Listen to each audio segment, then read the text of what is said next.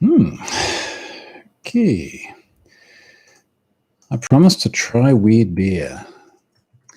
And tweet I just sent. Okay, let me define weird beer. Just beer. Black magic. Salt and pepper squid ink ghosts. It's not going to be black, is it? I don't know. Let's open it and find out. This was just like I opened the fridge and this was the first thing that was there and wasn't sort of too heavy, given I need to actually get through this whole thing. Well, it's dark. In case you're watching this, wondering why I'm drinking beer at your time of day, it's because it's not your time of day. It is almost 5 p.m. here. So it is beer o'clock. Cheers.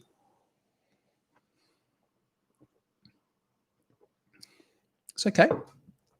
It's not a 5 out of 5, but it's okay. And it's cold and it's wet and it's beer, which is a pretty good start because it has been a very, very long week for me on many, many fronts. Some of which we're going to talk about today. And I'm going to start this live update off as I have been doing all the other live ones recently, which is on the sponsor side of things. So sponsor this week again, I think it's now 4 weeks in a row, is it?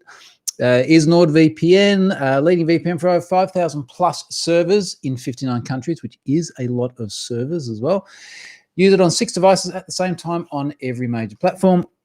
I have actually been using Nord, and I think probably because of the 5,000 servers and the fact that they're going to have one pretty close to me is the reason why I found it particularly fast.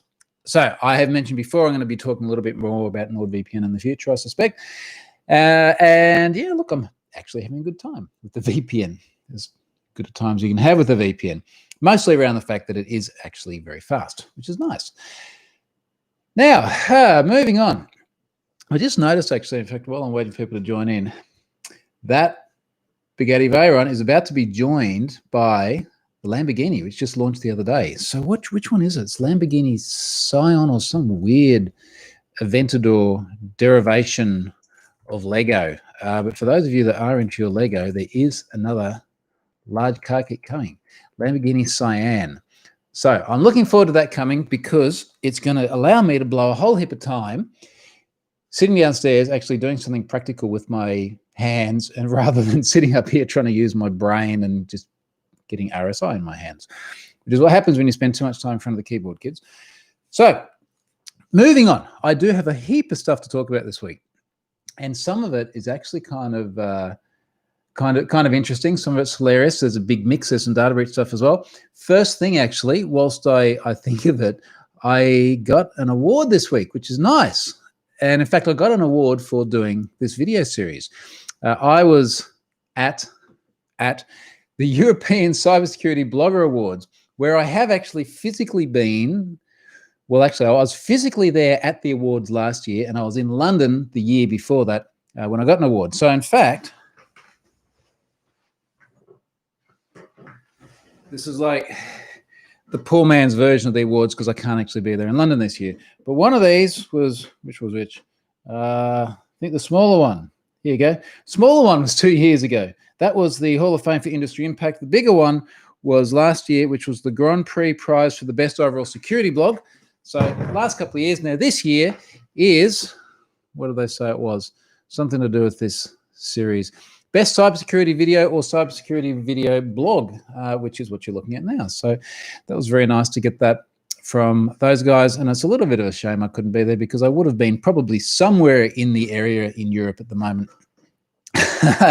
and that would have been nice. Bloodthirsty, the Aussiest man alive. Oh, cheers. Cheers. I appreciate that.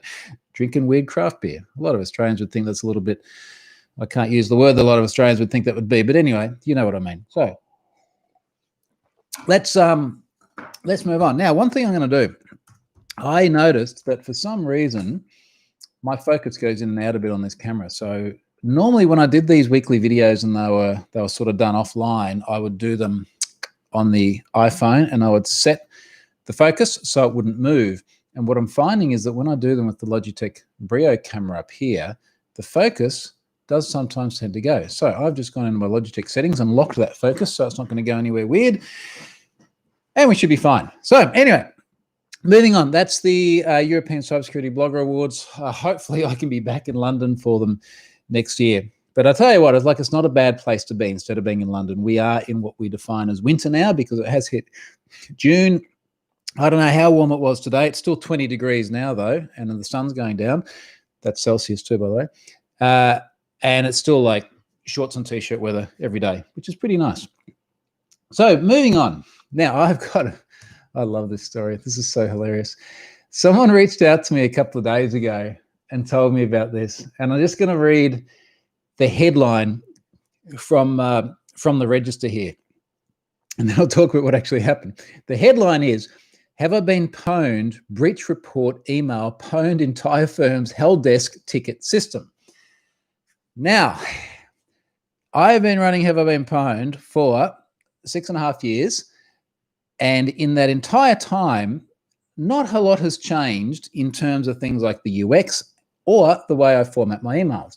And one of the things that I do when I format my emails is I have a little pattern in there, which is part of the logo, which is effectively SQL injection pattern. It's an apostrophe and a semicolon and a couple of dashes, and then have I been pwned after that, because of course a lot of the data in have I been pwned has come via SQL injection. And I've been formatting these emails like this for 6.5 years. And finally, not by my design, but I'm quite happy to take credit for it. Finally, what's happened is it has actually executed a SQL injection attack on the help desk system of an organization that got a notification from Have I Been Pwned, and it's actually wiped their entire ticketing system. I find this hilarious. And yes, I know it's made some hard work for someone, but I'll come back to that. I just find it hilarious and massively ironic that a notification from Have I Been Pwned has caused someone's ticketing system to be pwned. And many, many other people found this hilarious as well. There was well over 1,000 likes on that tweet the last time I looked at it the other day. So that was pretty funny. And in fact, the person who had their system wiped sent me an email about this, and they'd written a blog post about it, and then I shared it. Many people had many laughs about it, and then the Register and a few other pieces picked it up, which was kind of funny. So that, as Josh King has just said there in the comments, that is a cracker. Now, funnily, in fact, even funnier than this, someone actually timed in on this thread. Now, this is, all right, here's my life theory on probably not just social media, but interactions with other people in general. You will never get everybody liking what you do. If you get everybody liking what you do, it's probably really boring and not that interesting at all. You need to have some people who don't like what you do. And so long as that fraction of people is small enough, let's call it sub 1%, then that's great. I need like a sub 1% of people who just get really, really pissed at things, because it needs to be edgy enough that it upsets someone. It's probably like a psychological theory in here. And someone did get upset. Someone got upset and they said, this isn't funny at all because this made work for someone. And I'm like, mate, we've got like 1,000 people commenting on this, and every single person is eye rolling and laughing. Like, I think it's funny. Like, this is where the community consensus is. But I just found it funny myself. There were people who not only thought it wasn't funny, but were passionate enough about it to chime in and let me know that they did not feel that it was funny. And you will see a little bit of a theme of that as I talk about some of the other topics today. Now, incidentally, I do see the comments at the moment on YouTube. So if you do have any comments or questions or things like that, feel free to chime in. So yes, as someone says here, there's always that one person who would be great fun at a party. Incidentally, my approach with people like that is I'll argue a little bit, mostly for my amusement, and then I will mute them. And if I mute them, they never pop up and bug me again. And it's problem solved. It does make me wonder sometimes, how many times do I tweet and people chime in their not funny way, and I just don't even know? Probably a lot. So anyway, the Register piece, I will put this in links because I still do the blog post that goes with the video. And I thought the whole thing was absolutely hilarious. So the fix for this as well was not pretty. And in fact, even the person responsible for the fix was like, yeah, this isn't pretty. It's like a whole bunch of finding and replacing of backslashes or something to that effect, which was terrible. Anyway, have I been pwned the ticketing system? Now, that was fun. Something less fun, something that's there's a combination of very serious, but I think just being very pragmatic about it, really interesting from a data perspective, is related to all the goings on in the US at the moment with the race riots. Now, this is obviously just an absolutely terrible time off the back of COVID-19 as well, which is just a terrible time. And you've got sort of, I imagine the fact that we've had a lot of people locked up for so long, unable to sort of do anything, probably hasn't helped the entire situation. And then we got the terrible events related to George Floyd as well, which are absolutely atrocious, and people are very, very upset about it, which is entirely understandable. Now, the bit that interested me, and I'm going to choose my words carefully here because I'll get in trouble again, but let me rephrase it. The bit which was most relevant to me and my area of expertise was an alleged anonymous, we've got to air quote every time, anonymous hack of the Minneapolis Police Department. Now, of course, Minneapolis is where George Floyd died, or as the charges seem to suggest at the moment, was murdered, and everyone is very upset with the police there. So, anonymous, for those listening to the audio later, I'm air quoting every anonymous. All right, just believe me, anonymous. Anonymous went through and allegedly hacked the Minneapolis Police Department, the MPD, and dumped a whole bunch of their email addresses and passwords publicly. Now, I'm always interested when I see this sort of thing in terms of the legitimacy of claims. And I've screen capped a little bit of the paste. So there are a lot of paste that started doing the rounds here. And the paste says the Minneapolis official website has been hacked and database with emails and passwords leaked. Now, I did get a hold of these, and there were 798 email addresses in there. And what we're actually looking at here is email addresses which are almost exclusively at, what were they at? At minneapolis.mn. Actually, they were at ci.minneapolis.mn.us. And next to each of those were the terrible sorts of passwords you would expect any human, police officer or not, to choose. And this was being passed around as a hack of the Minneapolis Police Department. Now, I think the sort of sociological side of this was people were obviously really upset with the police in Minneapolis. People wanted to see this happen. They wanted this to be real. They wanted to, screw you cops, we've got your credentials. Now, because of that, this got a lot of traction, and people started sharing this around and around and around and around. Here's all the credentials of the police in the Minneapolis Police Department. You know, share this, retweet it, like get as much traction as you can. And to me, when I looked at it, like this just did not feel legitimate for many reasons. And I go through all these reasons here, but one of the reasons here was, well, I'll come at it from the other end. When I saw this, my first thought was someone has gone through to credential stuffing lists, so lists that are just email address and password pairs, and they've gone, hey, just go through and grep me every single line that's at ci.minneapolis.mn.us. Give me the plain text password next to it. Bang, job done. You could have gone through something like the Collection 1 credential stuffing list, which had well over a billion different unique combinations of the two, and you would have had a massive, massive, massive stash of credentials.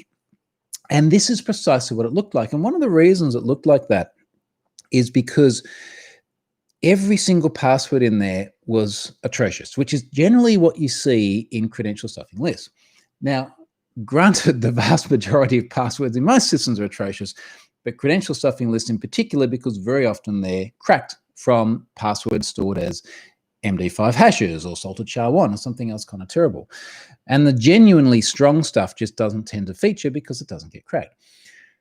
So that looked really suspicious. And then you'd see things like the one email address appear multiple times over. One of them appeared 7 times over, just with different passwords. Now, applying Occam's razor to this, so Occam's razor being that effectively the simplest explanation is usually the correct one. You sort of look at it and you go, would you legitimately have the same email address 7 times over in any system? Well, not as a user account. No, I mean, they're pretty specifically designed so that you can't use the same user account, multiple times over. It's like, hey, this email address already exists in the system. You're must go and, either log in with that one or choose a new one. So that was very unlikely.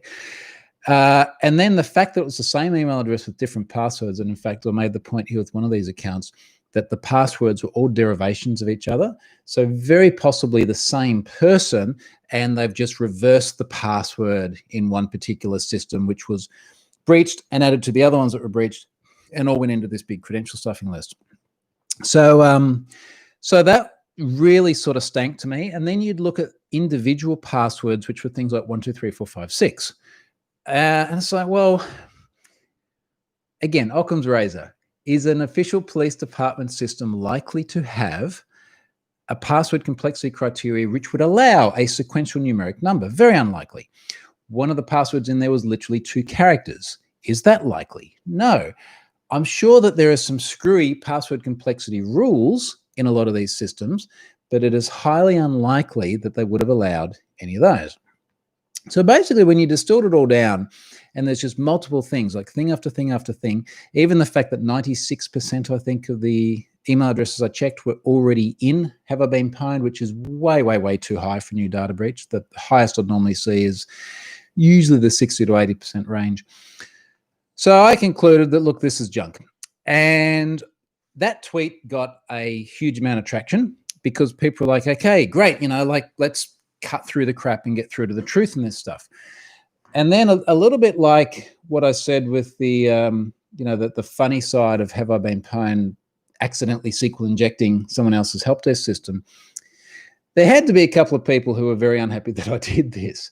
And on a couple of occasions, like people were genuinely angry that I effectively fact-checked the data breach. And the anger seemed to be mostly centered around, why am I doing this cybersecurity thing when I should be over here being outraged about racism and so on? As if though somehow you had to choose which one you would do. It's like either I do cybersecurity or I'm outraged about racism. Like, which one do you want to pick? And it's not that at all. And the thing that really resonated for me, there's I put a quote here towards the end of this, and people picked this up and re-quoted it over and over and over again. I said, I want to be really clear about something at this point. Events in the US at present are tragic and people should damn well be angry. But anger shouldn't mean throwing logic and reason out the window. And I cannot think of a time where fact-checking has ever been more important than now, not just because of the Minneapolis situation, but because so much of what we see online simply can't be trusted. And this, to me, was the problem, that the politics and the emotion of it aside, I want to see accurate information and accurate facts so that I can form accurate opinions. And I don't like seeing disinformation spread, regardless of whether it supports our own internal confirmation biases. And there would be many of us that would be very happy to see those responsible for things like what happened in Minneapolis get absolutely screwed over 6 ways from Sunday. Trust me, I just want to see accurate information. So anyway, those people, like, it was literally, I think, 2 different incidents there where people weren't happy. They fit into the sub 1%. So that's good. We had to have a couple of people angry in order for this thing to be edgy enough. And the fact that more than 99% of people were happy with what was done in terms of actually cutting through the crap, good result. So I'm okay with that. Now, one more thing, another data breach. In fact, there are a few data breaches this week. In fact, I'll go backwards. I loaded another one this morning, Zoom car. I had not heard of Zoom car, possibly because I've not been to India. I'd really like to go to India. I hope I get a chance to go one day. So anyway, Zoom car is an Indian hire car service, like a self-drive hire car service. They had a data breach a couple of years ago. It was in the news earlier this year. Data sold on the dark web, 3.5 million accounts on there. That is now in Have I Been Pwned. Someone sent me that data today. So that's up and running. Multiple people today have also sent me the Mathway data breach. I did tweet about it earlier on and reference that. So we'll see that turn up soon. I literally have processes now crunching through, extracting email addresses from multiple different breaches alleged to be the same thing. So I'm trying to figure out whether they're the same thing dumped differently or what it is. But we'll see that appear soon. The one that was sort of a bit more interesting was the lead hunter data breach. Now, I got pwned again, 22nd time I think I'm in Have I Been Pwned. And I don't know why. I don't know what the service is. And it's a little bit like, this unattributable, that's the word, data breach that I wrote about a few weeks ago, where I originally called it like the first part of the GUID, and it turned out to be Covevi, the contact app, not contact tracing app. I don't believe we've seen a breach of those. Different story. Anyway, so there's this data in here. It looks like someone scraped it from Whois based on my own personal information. It has a relationship here to a safer web, the automated security analyzer for ASP.NET websites, which I used to run.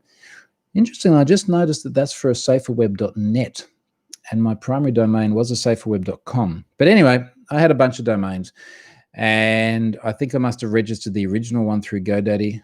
Sorry. It was a long time ago. I was young. And anyway, so what happened was that obviously got scraped somewhere, got put in a great big database, and the Elasticsearch instance was left publicly facing. Multiple people found it. Bob Diachenko found it, wrote about it a little while ago. Dehashed found it, sent it over to me, and we just haven't been able to figure out where it's come from. So I've posted it up here, and there's a lot of data which has obviously come from Whois, and there are multiple people in that breach who have subsequently reached out and said, I know where this is from. It's a GoDaddy breach because there's an address I used on GoDaddy. Well, yeah, look, I use this address on GoDaddy as well. It's not a GoDaddy breach. It's literally data scraped from Whois. But there's also a bunch of data there which is clearly not from Whois. So I've got some other samples here. The Magic Touch Beauty Salon. And it's just a whole bunch of what looks to be very public business data. There's another one here which I've obfuscated because a bunch of personal information, which looks like it has absolutely nothing to do with Whois, not least of which because it's got the lady's gender in there. I've redacted her name, but it was a female name, which would seem to match with the gender field. And it's got IP address and things like that. Now, that's not stuff, gender and IP address, which you would normally have on a Whois record. So it looks to be an aggregation of different data sources and different data attributes. So far, no one's been able to figure out where it's from.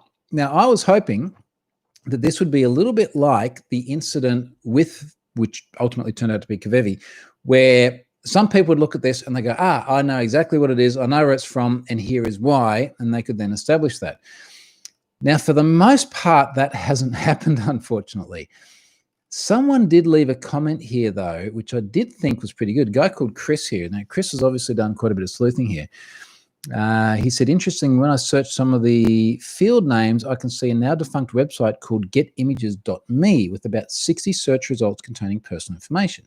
And then he's gone through Google Cache, and then he's found field names, data attributes, metadata, which seem to align with the data. So things like year founded, bit generic, SIC code, which is apparently some American code for something or other, gender standard, and most interestingly, business service category, with category spelt incorrectly. It's spelled Catetory,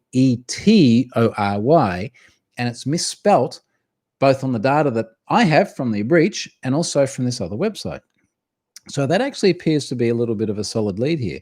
So I need to go through and actually investigate this a little bit more, because I sort of saw Chris's comments and then I was like, we'll see if some other people chime in to a similar effect. But that might be it. That could be the smoking gun. But isn't it weird that we, you and I, me, can have our data in so many different places and we've just got no idea. Like I literally just cannot figure out where it's come from. And how many other places are there like this? How many other Elasticsearch databases are there sitting out there now publicly facing with my personal information come from places I never expected? And yes, it's just Whois data, and yes, that information was publicly facing, but this is not how I expected my data to be used. My phone number was in there. My physical home address was in there. This was before I moved to the Gold Coast when I was back in Sydney. So there's a lot of personal info there, which frankly just shouldn't have been there. So anyway, very odd one. So look, that is pretty much it for now. Last thing, which I normally sort of do at the start, and I haven't even looked at today, is just how we're tracking down here in Australia, and then particularly in our state here, as it does relate to COVID-19. So seat of the pants feeling, we're getting more people in restaurants. I went to a cafe yesterday and had a coffee, and I felt kind of guilty about it because we're still restricted to 20 people in a restaurant. You do need to leave your name and your phone number and your address, which I did correctly. If I didn't want to do that, I just wouldn't go to the restaurant. But all I wanted to do was have a coffee and do some emails. And then it's like I'm taking up a seat from someone who could actually be there buying a meal, and it was just me at a table. There could be two people there buying a meal, and these restaurants are doing it super, super, super tough. So I didn't stay particularly long. But yeah, it's terrible for these restaurants because they're constrained by the government in terms of how many people they can have there. And even at the best of times, they're still operating way, way, way below capacity. So Australia today, we've dropped another 8 active cases by the look of it. Our state, Queensland, has had 0 more cases, which is good. We seem to be continuing on 0 over 0 over 0, which is good. I think we've had 1 new case in recent times. If I look at, there's another website here with more data. I wonder how many active cases we're down for. We're at covidlive.com.au. So if I go and have a look, I'm sure we have Queensland here somewhere. And remembering we've got about 5 million people in the state. Sources of information, Queensland. Here we go. So we have got we've got 1 person in hospital at the moment, which is great. 5 million people in the state. 1 person's in hospital. We dropped 3 active cases today. Wow, 5. We've got 5 active cases across the entire state, and we've had a total of 6 deaths across the entire pandemic. So we're tracking really well here. The news at the moment is that the state is going to start opening up to internal tourism insofar as we'll get more flights on, which is good. As one of the reasons it's good is because this is a bloody big state. This is twice the size of Texas. If anyone has heard that Texas is big before, that's relative. Which means that I can go to the Great Barrier Reef, for example, which I feel very, very tempted to do as soon as I can. Ben said the case you mentioned last week, the 30-year-old man who died, I think they decided he didn't actually have COVID-19. Yeah, so the youngest death, as we understood it, in the entire country, that must have been about 10 days ago or something, was a 30-year-old man, which is obviously quite tragic to be only 30 years old and die of COVID-19. They've subsequently, I assume via autopsies and the likes, established that he did not have COVID-19. I think they said he was epileptic and asthmatic, but didn't have COVID-19. So our deaths actually went backwards in Queensland, which is good. So that's really good news. I'm glad, just looking at Florian here, I'm glad Australia is safe. Regarding Corona, I'm far away in Austria, but my brother lives near Mullumbimby. That's a long way away. Austria is the one with the mountains. We got the kangaroos. Josh, NZ closing on 0 cases for 2 weeks. Hopefully it stays that way. Yeah, that is an amazing result. In fact, the new cases we've had here,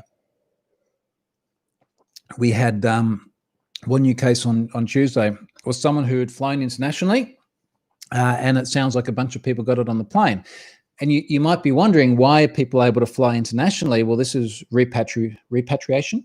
So an Australian, a Queenslander who I believe was in Africa, they do have the right to come back internationally into the country. They do have to quarantine, and this person was picked up in quarantine, which is the entire point of quarantine. So that's good. Yeah, NZ's doing awesome. Now, part of the theory here as well, and if you're on the other side of the world, I'm not quite sure that the geography of it, New Zealand's still a bloody long way away. What is it? Probably 3 hours flight from Brisbane to Auckland.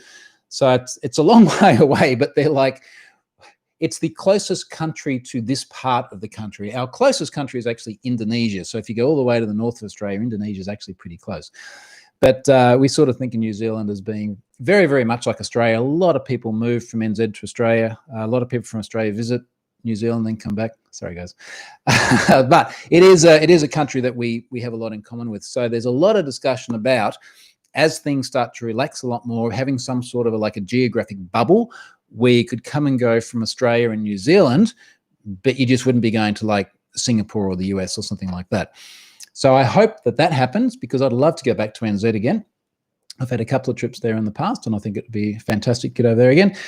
We have to have our borders open here in Queensland so that we can even go to another state, because at the moment we can't go to another state because we're tracking so well in Queensland that the Premier doesn't want to have people coming and going from anywhere else, because places like New South Wales and Victoria have got so many more cases.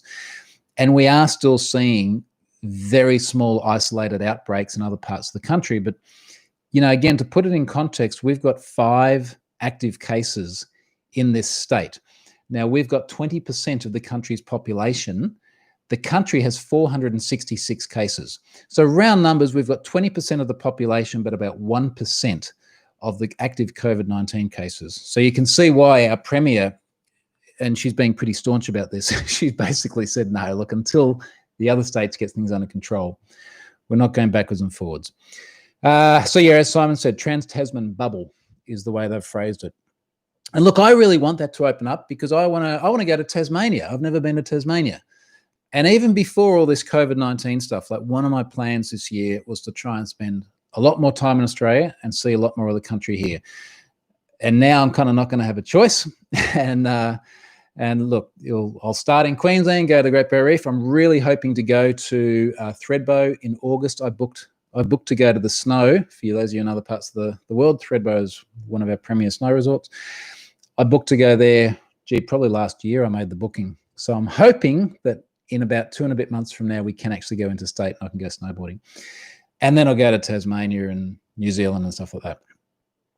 So look, I'm going to call it there. Thank you very much for watching today. I hope these live videos are working out well, and thank you for everyone chiming in here as well. So I will do this again next week. I'm going to do it earlier in the day next week so I can try and pick up the US audience. And I will definitely still be here at home. Cheers, everyone. Bye-bye.